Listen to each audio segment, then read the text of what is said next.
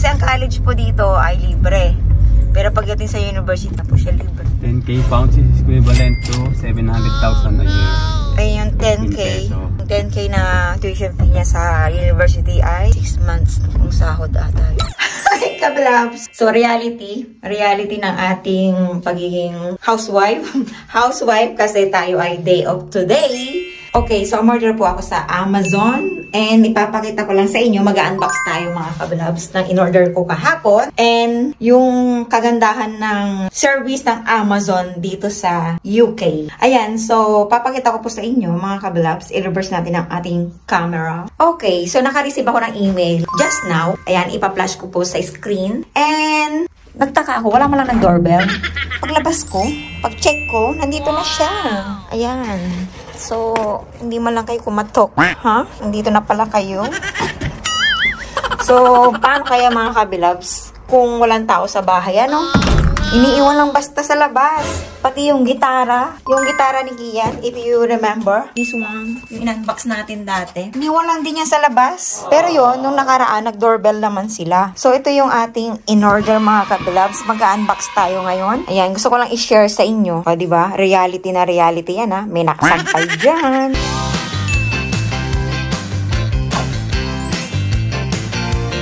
Okay, so mag-unbox na po tayo mga kabilabs. So, ito yung in-order natin kahapon. Kumbaga sa atin, di ba, sa Pilipinas, Lazada at Shopee, yung kilalang kilala sa atin. Dito naman, Amazon. Pag may kailangan ka, isang shopping lang sa Amazon, kinabukasan, nandiyan na yung order mo.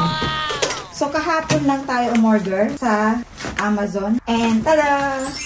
Nandito na siya agad-agad. So, essential to. Ito mga in-order natin kasi medyo maulan na dito. And di ba bumili kami ng bike? Bumili ako ng raincoat. Waterproof. Raincoat ng ating bike. Siyempre, kasi nasa labas lang siya. Nauulanan. So, kailangan ng protection ng bike natin. Ayan, meron siyang bag. Mukha siyang maganda. Siguro kayo mabilis yung mga order dito kasi lahat na naka-display sa Amazon, hindi nila nilalagay doon kung wala silang stock. Kaya siguro ganun siya kabilis. So, tada! Papakita ko na lang sa inyo mga kabilabs kapag ginamit na namin. Malaki siya eh. Para siyang tent. And kasya kasi dito ang dalawang bike. Yan. Ito yung tatak niya. B-Way. And ang presyo nito ay pa-flash ko na lang sa screen dahil hindi ko siya memorize. And ang ginagamit kasi nating pang-vlog ay yung cellphone. Nandyan yung presyo. Nasa email nila. And syempre itong raincoat, kasi si Kian, kailangan na rin niya ng raincoat dahil siya ay nagbabike, papasok sa kanyang school. Yan, packway, jacket, and trouser set. Small yung kinuha ko, sana kasya. Ala, maliit. Stretchable. Kasya naman. Okay, kasya naman po mga kabilabs. Small ang kinuha ko kasi nga, di ba, malalaking tao sila dito. So, tingin ko kasya naman. Ayan. So, ang presyo niya, pa-flash na lang natin sa screen. And if you want, yung link, nasa description box. Baka gusto nyo rin umorder. So, sabi ko kay Kian, pag magbabike siya, lagi niyang dala dapat to sa bag niya. And tamang-tama, gusto-gusto ko siya kasi maliit lang, manipis. And pang doble lang niya to sakaling umulan. Hindi na natin inayos. Gusto ko lang ipakita sa inyo. Saka very lightweight siya. Mga ilang grams lang siguro to. So hindi siya ganun kabigat kung naka-stay lang siya sa bag ng bata. And maganda yung ano niya. Maganda yung texture niya. I love it. Maganda siya. Parang hindi siya made in China. Parang binili mo siya sa mall. Ganun siya kaganda mga kabilag. And then, syempre, ito yung inaantay ko. Bumili kasi tayo ng wall clock. Nahirapan kasi ako. Kasi diba dito, mga kabilabs, yung style ng bahay dito, lahat may pintuan. Yung kusina, may sariling pintuan. Yung kwarto, yung sala, may sariling pintuan. So, ang hirap tumingin ng orasan. Tada! Yan. Mura lang to mga kabilabs. Ang pinili ko, pinakamura. Kasi alam niyo na, wala tayong gaanong budget. And, ito yung mga pagpipilian. So, ito yung napili ko. Teka, nung umorder ako, wala kayo Ito, wala ito. Nung ako yung umorder. Tsaka, ang kagandahan mga kabilabs, ito yung ginagamit namin. FYI lang pala mga kabilabs. Kung ikaw ay nangungupahan tulad namin, ganito ang bilhin ninyo. Hindi siya nakaka-damage ng wall. So, good thing at meron siyang kasama. So, hindi na namin mababawasan yung hook namin. Ayan. Ganda.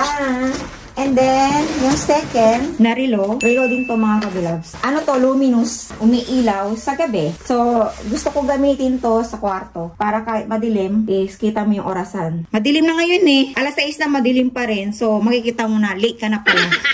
Yun, ganun siya kaganda. And, oh, secured na secured siya, oh. Ganun siya kaganda mga kabilabs. Maayos naman. Maayos naman yung mga items pag in-order mo sa Amazon. Ibang-iba talaga pagka, alam yun na. Kasi marami tayong mga experience, diba? Sa pag-order sa online. Lalo na nasa atin sa Pinas. So, hindi ko na ininame kung ano sila. So, dito naman, kitang-kita mo naman kung gaano siya ka-secured. Makikita mo na iningatan nila yung items na order ko. So, nakalagay siya, non-ticking silent wall clock. Kasi, tulad din ba kita na naiinis kapag nakakarinig ng tick-tick-tick. So, hinahanap ko talaga yung silent wall clock. So, kung magkano siya, pa-flash na lang natin sa screen. Ayan. So, ito lang po yung order ko. 4 lang sila mga kabilabs. And budget na budget. Kasi alam nyo na, kailangan natin magtipid. And good thing kasi meron din siyang kasamang hook. Ang galing. Very satisfied naman ako, mga kabilabs. So, thank you for watching.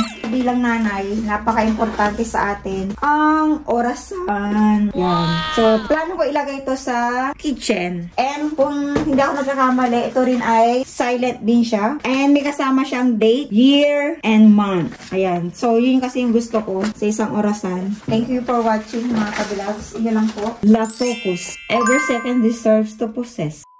Hi kabilabs! So, meron ulit tayong in-order sa Amazon. Ayan. Tada!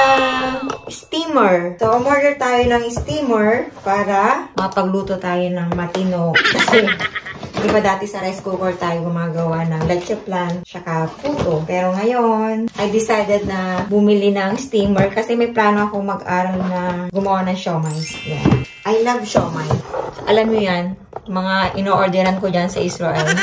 So, wala na akong orderan dito ng siomai. Kaya, ako na ang gagawa. So, tada! Ito yung in-order po natin sa Amazon. Hindi ko na-expect na ganito siya kaliit. So, wala tayong magagawa. Hindi ko na na-check na maliit pala siya. Tina yung, palad ko. So, ganito lang siya.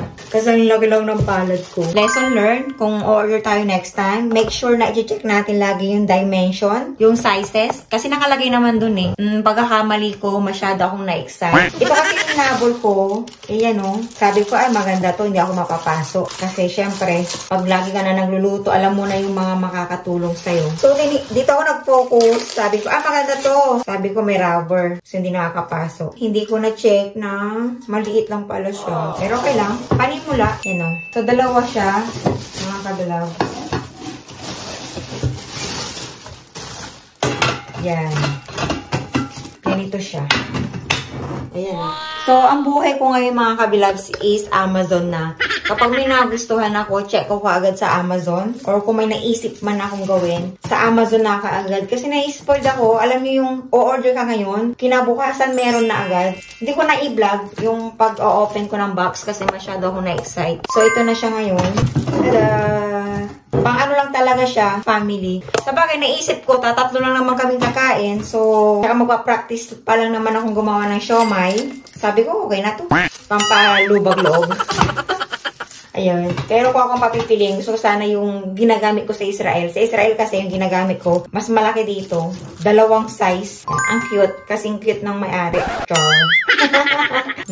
Makakagawa na ako ng mga unlimited puto, leche plan, at yung siomai na pag-aaralan ko. And ito rin yung in-order ko mga kabilabs kasi ewan ko ba dito sa UK, ang hirap bumili ng chocolate chips. I decided na sa Amazon na bumili, 907 grams para hindi na ako lagi naghahanap. Yung chocolate chips kasi favorite ni Kian, hindi dapat ako nawawala ng stock.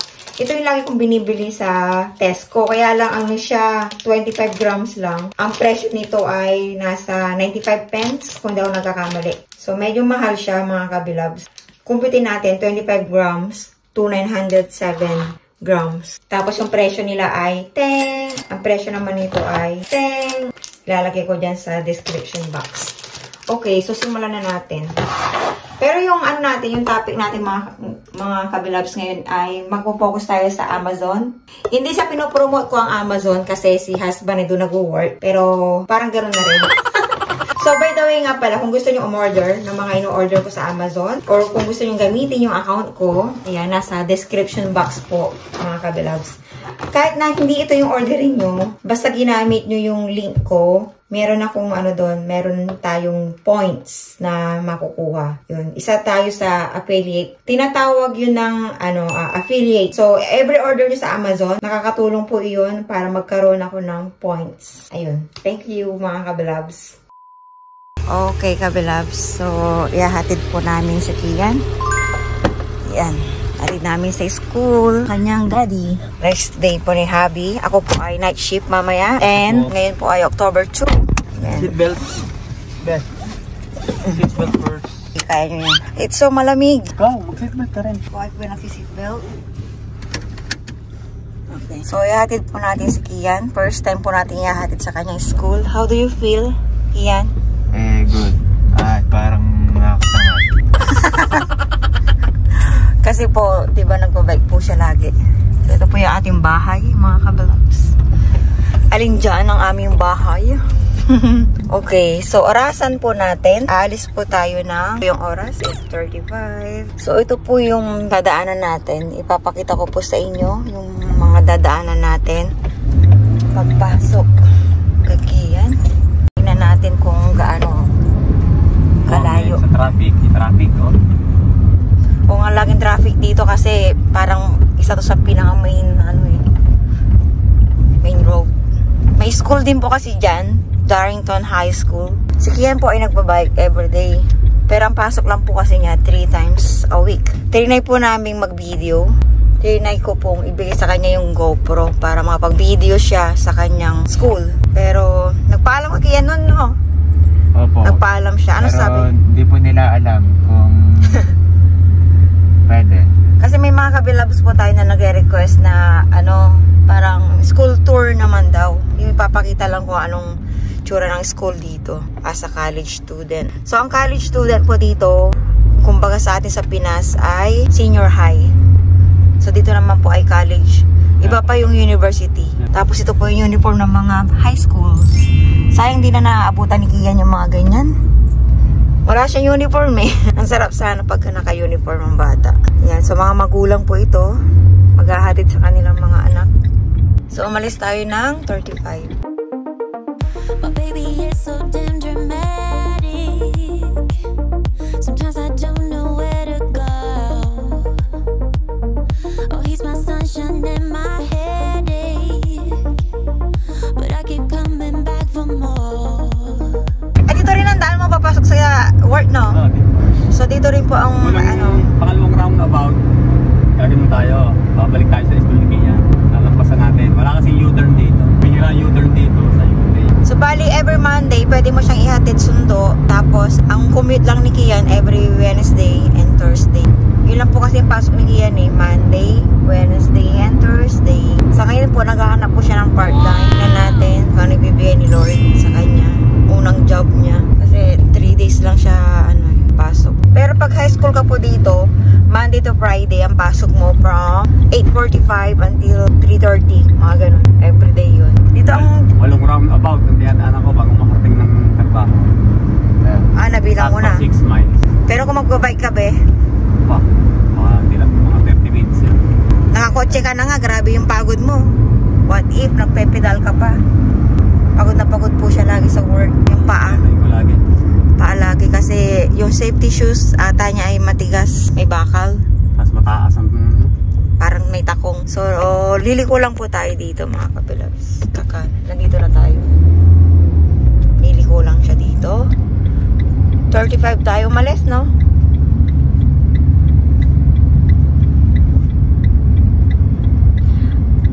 Nung iso-surprise ka namin, kaya paikot-ikot kami dito.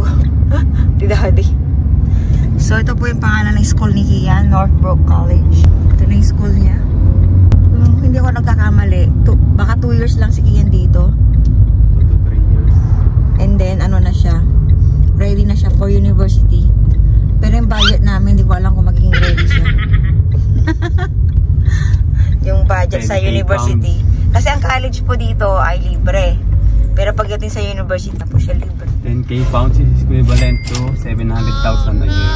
Ayun yung 10K. 10K na tuition fee niya sa university ay 6 months kung sahod ata yun. So, how do you feel right now, Kian? At ikaw ay hatid hanggang sa entrance. Parang kilala ko yun. So, dito yung parking mga kabilabs ng mga bike. And may camera po dyan. Yan yung helmet. Naiwi mo na yung helmet? Hindi naman, nandun sa bahay. Hindi niya naisuot. Hindi niya naisuot. Domino's Pizza, puntahan nyo. I am not sure if makakasama ako kasi panggabi ako eh. Tapos nag-i-edit ako ngayon. Okay. Lipat ka na. Ingat, God bless. Wag na, dito na. Ingat. Scary to admit that I'm falling for you. Oh, driver. Nasa likod pa rin ako. Oh, driver.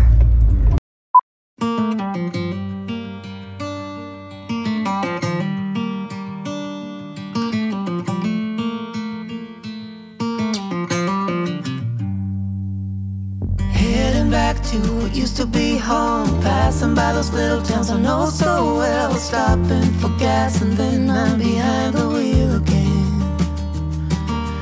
Driving this like a spiritual cleanse, where every mile is a new beginning and every bend holds a new end.